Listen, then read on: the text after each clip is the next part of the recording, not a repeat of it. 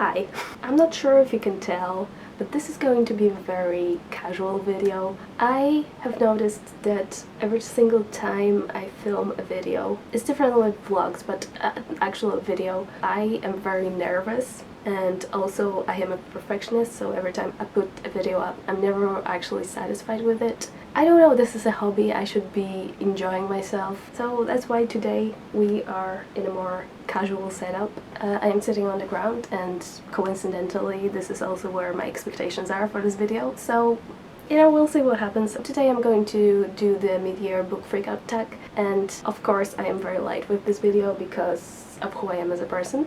So let's just get into it. Also, this video will be fueled by alcohol, so what could possibly go wrong here? Okay, first question. Best book you've read so far in 2021? I have 4 for you. 2 of them are actually 4.5 stars, but they feel very close to my heart, so I'm going to talk about all 4. First, let me mention Fake Accounts by Lauren Euler. I talked about it in the only wrap-up that I have released this year, so if you want a little bit more of my thoughts on that book, you can head over there.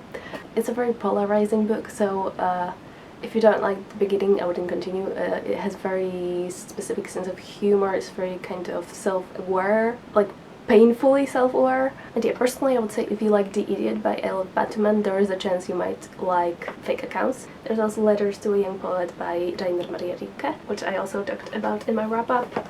And 2 new books. We have Swimming in the Dark by Tomasz Jędrowski. I don't think people are going to have the same experience as me when it comes to reading this book, because this book is set in Poland, mostly in the 1980s, so just before the fall of communism. And I have to say, this book, this setting felt very familiar, and I don't have this feeling a lot while reading books, because I mostly read books that are not set in Poland. I don't read really like Polish fiction, and this book made me think, maybe I should read more Polish fiction, because I don't know, there was a lot of, even though I wasn't, I was born in the 90s, so I didn't experience, the 80s firsthand, but I do feel like I know the setting very intimately. I guess mostly because of like stories that I heard from my parents or grandparents about this time period, and I really enjoyed it. I actually gave it 5 stars, not 4.5 stars. Yeah, there were a few things I wasn't fully satisfied with, but I have to say, like, the overall feeling I have, it feels like a 5 star, so I'm kind of overlooking a few flaws, but a lot of people enjoyed this, so I don't think you have to be Polish to enjoy this book, but yeah, this is definitely a standout. And lastly we have Madame Bovary by Gustave Flaubert, and this is a 4.5 star, but this book, like the second I finished this book, I was like, I want to make like an hour-long video essay on this book, and I still might do it, probably not an hour long, but like I still would like to make a video about this one book in particular, even though I understand that it might not be interesting to a lot of you, but I don't know. I think there's a lot to say about this book, and I will mention it a few more times in other questions when it comes to this tag. So the next question is best sequel you've read so far in 2021, and I've only read, the only sequels I've read this year are Agatha Christie books, so either Miss Marple series or Hercule Poirot series. And out of the Agatha Christie books I read this year, the best one I would say was A Caribbean Mystery, which is a Miss Marple mystery. I really enjoyed it, but I have to say at the beginning I was a little bit wary, because it is set on a ship, and they're mostly like, I think it's mostly set in India, so there were just like colonial like undertones that I was just like a little bit uncomfortable with, but the rest was great. Then we have new release you haven't read yet but want to. I would like to read No One Is Talking About This by Patricia Lockwood. This book not only was shortlisted on Women's Prize for Fiction, but I do know that now it's also longlisted on the Booker Prize. I would also like to read The Kingdoms by Natasha Pulley. I've obviously read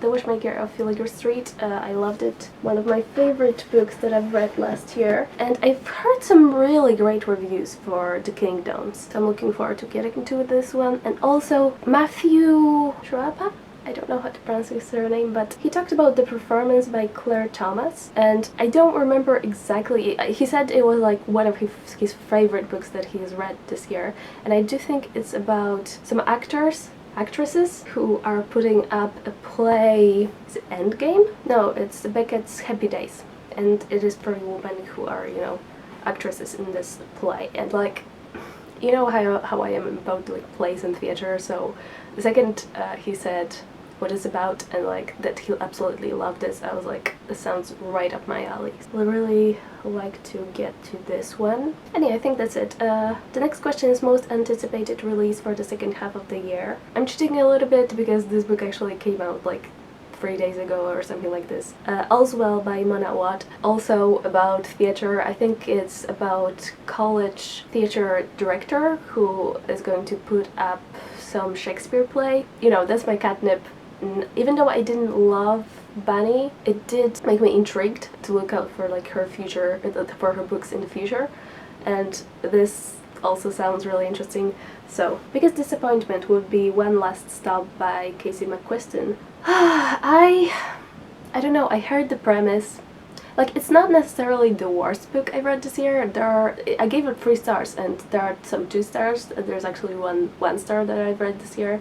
And it's not that it was absolutely horrible, but I just had such high expectations because it was like time traveling with like sapphic romance, and I was like, say less. And just, it didn't meet my expectations. The whole time I was reading this book, I could tell that I'm reading a work of fiction. Like, I knew I was reading a book, and I couldn't get fully immersed in the story, and I couldn't, you know, believe the characters that the author has created. So that one didn't fully work out for me, sadly. Biggest surprise, I have 2 classics.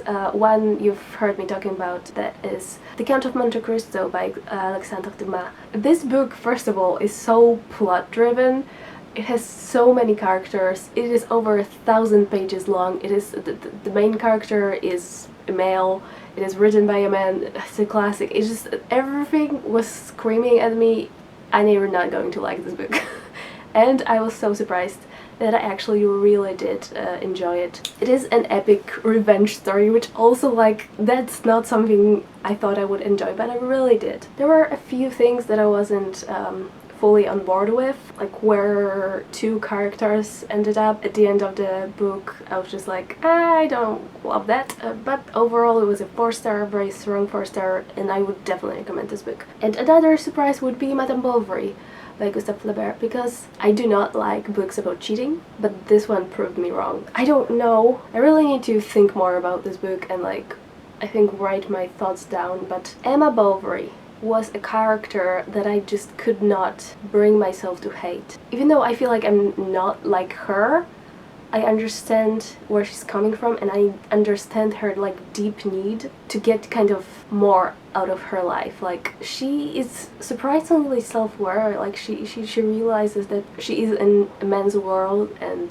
as a woman she doesn't have the same opportunities, and she tries to just get more out of life with what she has, with what she can do.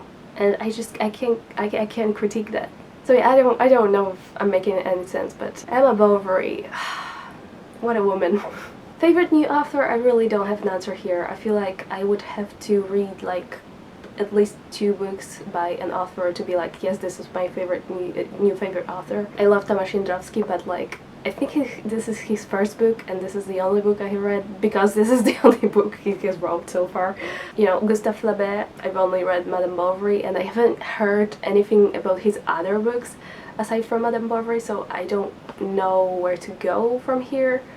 So yeah, I don't have a new favorite author. Newest fictional crush, also don't have one. Newest favorite character, Emma Bovary. Okay, then we have 2 questions where I also don't have an answer. Book that made you cry, nothing made me cry this year, and book that made you laugh, also don't have an answer. And I feel very sad about that. I like when books make me cry. That means I was emotionally engaged in a story. That means I cared. The closest book that like almost made me cry would probably be Swimming in the Dark, but I don't know, just didn't hit the spot. Am I cold-hearted bitch? I don't understand what's happening. Honestly, like, recommend me some books that either made you laugh or made you cry? I want to feel something.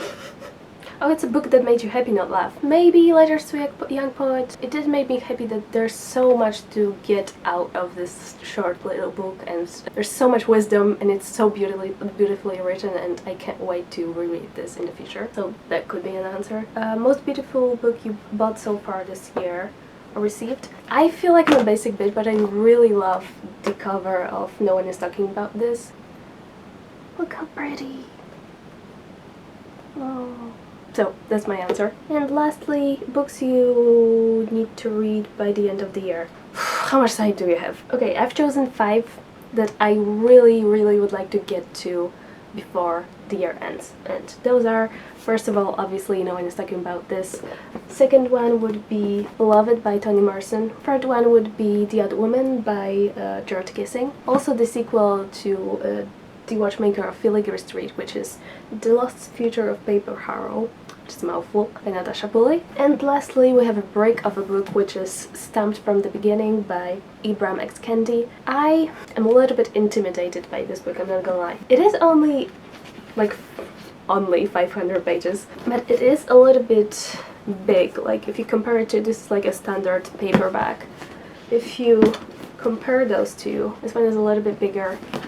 So, and also it is, the second title is Definitive History of Racist Ideas in America. So I would like to treat it a little bit like a textbook, like a history textbook, and kind of annotate it and kind of highlight things. And I would really like to kind of take my time with it. I'm not sure how dense it is, and like how easy or hard it is going to be to get through it, but I am excited to finally read this. So, that's everything. Was this video super chaotic? Yes. Did you like this kind of format when I'm just a little bit more free, a little bit more casual, a little bit more inarticulate, probably? I think I need to be kinder to myself, because I tend to be very critical of what I do, what I make, what I put out in the world, and it's very anxiety-inducing. And also I feel like this format feels to me a little bit more genuine and authentic, and I don't know how much my personality is coming off in my videos, but I think I enjoy it more when my videos feel a little bit more personal. Yeah, I don't know. I watched Bob Burnham's Inside and I had a mental breakdown, and now I'm still going through an identity crisis, I think, so this is where it's coming from, I think. But let me know what you think. I hope you enjoyed the video nevertheless, and see you next time. Bye!